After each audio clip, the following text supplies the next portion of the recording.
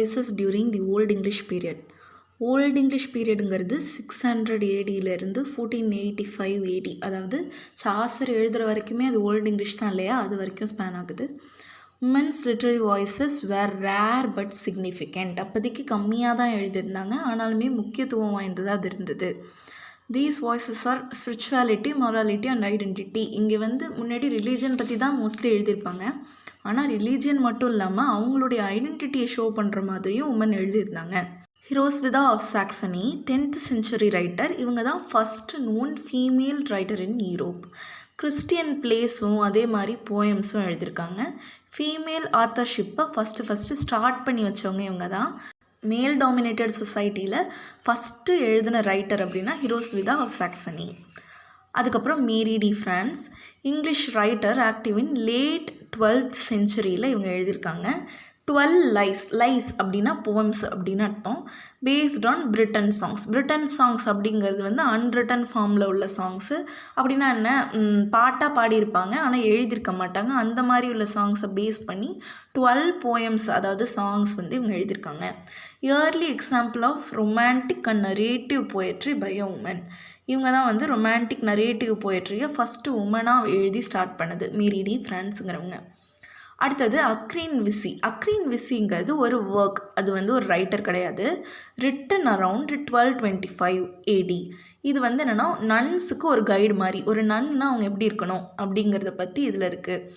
Widely red by woman, அப்படின்னா woman தான் நிறைய படிச்சிருப்பாங்க, அதுதான். இது ஸ்பிரிச்சுவல் இன்ஸ்ட்ரக்ஷன்ஸும் மாரல் கைடன்ஸும் கொடுக்குற மாதிரி இருக்குது. அக்ரீன் விசியோடைய ரைட்டர் யாருன்னு இது வரைக்கும் தெரியாது. அதே மாதிரி அக்ரீன் விசிக்கு இன்னொரு நேமும் இருக்குது, அக்ரீன் ரீவ்ல அப்படின்னும் அதை சொல்லுவாங்க. அடுத்தது Christine de Pizan, first professional female writer in France. First யூரோப்லன்னு பார்த்தோம், அடுத்து இப்போ ஃப்ரான்ஸ்லன்னு பார்த்துட்ருக்கோம். Challenged male authority in literature. இவங்க book of the city of ladies அப்படின்னு ஒரு புக் எழுதியிருக்காங்க. இது லேமெண்டேஷன் ஆஃப் மத்தியோலஸ் அப்படிங்கிற புக்கை இது கமெண்ட் பண்ணுது.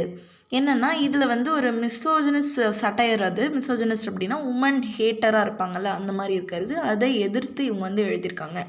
அதே மாதிரி மாரல் ப்ரோவப்ஸ் ஆஃப் கிறிஸ்டியன் அப்படின்னு ஒரு புக் எழுதியிருக்காங்க. அதில் நிறைய மாரல் ப்ரோவப்ஸ் எல்லாம் இருக்கும். First female author text printed இன் இங்கிலாந்து. இவங்களுடைய ஃபஸ்ட்டு டெக்ஸ்ட்டை தான் பிரிண்ட் பண்ணியிருக்காங்க இங்கிலாண்டில். 1478 பிரிண்ட் பண்ணியிருக்காங்க. அடுத்தது ஜூலியன் ஆஃப் நார்விச். இவங்களுக்கு 30 வயசு இருக்கும் போது என்ன ஆகுதுன்னா ஒரு விஷன் காண்றாங்க.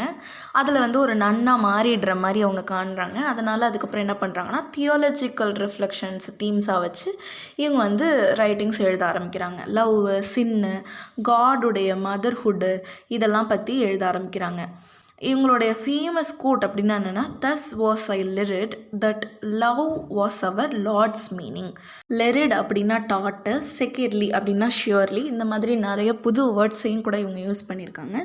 இந்த லைனுக்கு என்ன மீனிங் அப்படின்னா, கடவுள் இந்த உலகத்துக்கு வந்தது அப்படிங்கிறதுக்கான முழு காரணம் என்னென்னா அவருடைய அன்பு மட்டும்தான். அதை தான் இந்த லைன் சொல்லுது.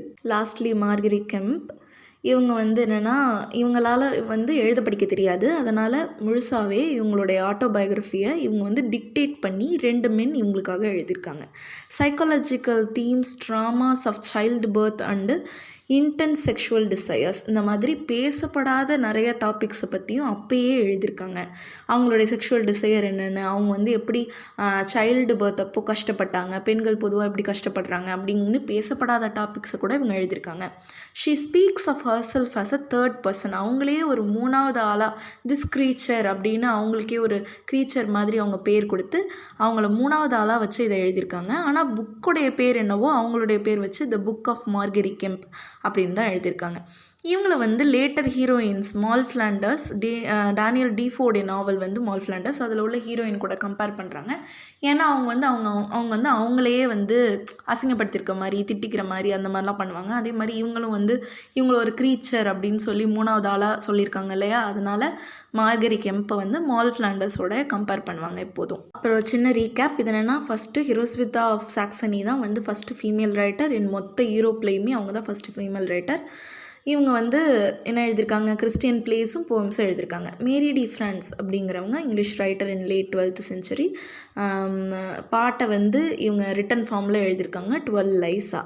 அதுக்கப்புறம் அக்ரீன் விசிங்கிறது ஒரு ரைட்டிங், அது ஒரு ரைட்டர் கிடையாது. நன்ஸை பற்றி இருக்கிறதுனால அது உமன் எழுதியிருக்கலாம் அப்படின்னு கெஸ் பண்ணி வச்சுருக்காங்க. அதுதான். அடுத்தது கிறிஸ்டின் டி பிசான், இவங்க தான் ஃபஸ்ட்டு ஃபீமேல் ரைட்டர் எங்கே, ஃப்ரான்ஸில். இவங்க தான் வந்து முதல் ஆத்தரைஸ்டு டெக்ஸ்ட்டை வந்து இவங்களோட டெக்ஸ்ட்டை தான் ஃபஸ்ட் டைம் பிரிண்ட் பண்ணியிருக்காங்க. அதனால் இவங்களும் முக்கியம். அடுத்தது ஜூலியன் ஆஃப் நார்விச் தான் வந்து விஷன் 30 வயசில் தெரிஞ்சு அவங்க வந்து நன்னா மாறி எழுதினாங்க இல்லையா அவங்க. அடுத்தது மார்கரி கெம்ப் தான் தி புக் ஆஃப் மார்கரி கெம்புங்கிறது. இவங்க தான் வந்து பேசப்படாத டாபிக்ஸ் எல்லாம் எழுதினது. So these are the major women writers in Old English. I hope you all understand and thank you.